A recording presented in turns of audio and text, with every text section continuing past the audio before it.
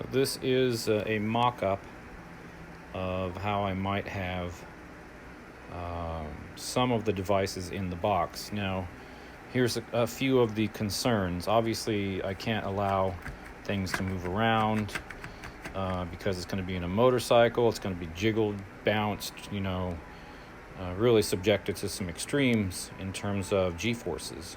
So I want to be very careful in how I pack this box so that it's basically not impacted at all by the movements of the motorcycle.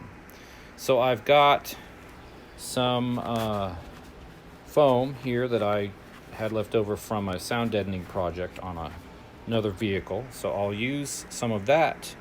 You can see down here, down here is the pass-through 5.5 millimeter jack, and this is a rubber waterproof cover, right? And so that goes over there like that. Actually, it's going to be that way, but that protects this connection, which shouldn't need it, but I'm going to go ahead and use those rubber covers or whatever they're called.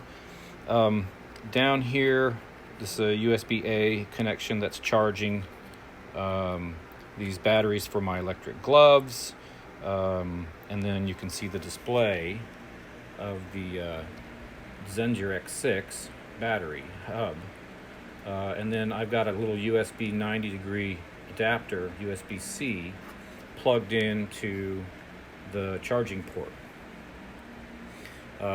Test fitting it.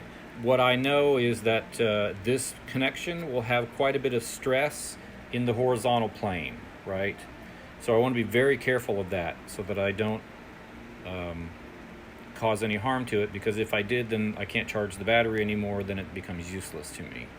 I also want to be aware of this button because it does serve a function, although it's not critically necessary. When you tap the button twice, it puts it into hub mode, and you can see the display change to an H, and then it shows the state of charge, and then the H means hub. There are other functions the battery serves. That's what I use it for right now.